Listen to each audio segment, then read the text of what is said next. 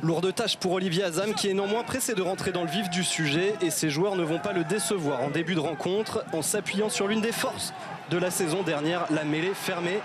La première ligne oyonnacienne qui récupère une pénalité qui va être transformée par Nicky Robinson, le nouvel ouvreur d'Oyonnax, qui inscrit les premiers points de cette rencontre. 3-0 à la 6e minute, puis 6-0 à la 16e. Le renvoi de Ben Lucas, bien capté par Florian Faure. Ce sont les Oyomènes qui ont la main sur le ballon en ce début de rencontre. Ils prennent tout leur temps pour se dégager, à l'image de Fabien Cibret, qui prend un peu trop de temps puisqu'il se fait contrer par Liebenberg. Et c'est Cameron Wright, le demi de mêlée sud-africain, entré en jeu à la place de Benoît Payog, qui inscrit le premier essai de cette rencontre.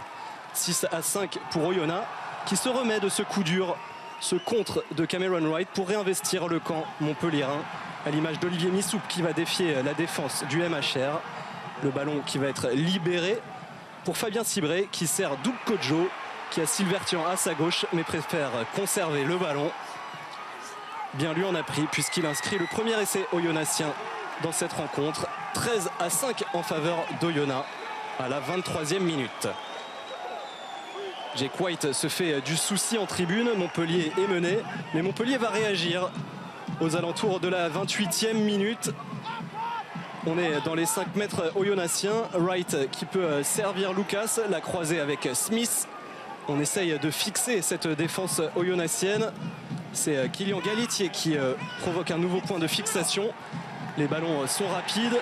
Batut n'est pas très loin d'inscrire l'essai et c'est finalement Benjamin Fall qui s'empare de ce ballon au nez à la barre de Florian Denos pour inscrire le deuxième essai montpelliérain. 13-10 pour Oyonnax. Olivier Azam s'inquiète. 13-10 puis 16-10, mais Oyonnax va commettre une erreur qui va coûter cher, ce carton jaune de Fabien Cibret pour anti-jeu. Oyonnax termine la première période à 14 et va entamer la seconde avec 3 points d'avance, mais un joueur en moins.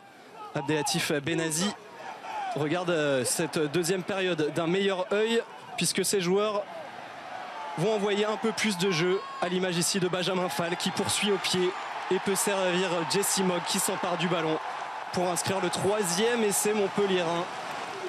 L'arrière australien arrivé à l'intersaison qui marque son premier essai sous ses nouvelles couleurs. Et pour la première fois du match, Montpellier est en tête 20-16 à la 44e minute. 4 points de retard pour Oyonnax. Du coup, les joueurs d'Olivier Azam envoient du jeu pour repasser devant. Mais Vincent Martin lâche ce ballon.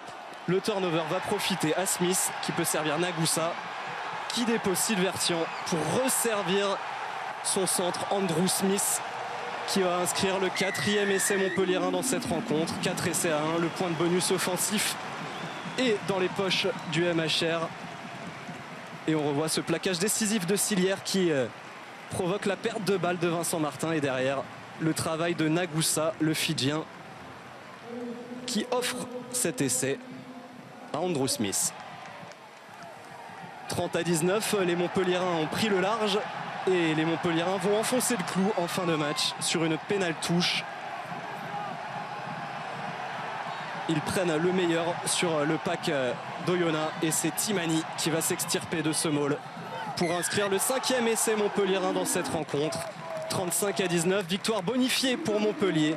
De quoi accueillir de la meilleure des manières leur nouveau manager, Abdelatif Benazi.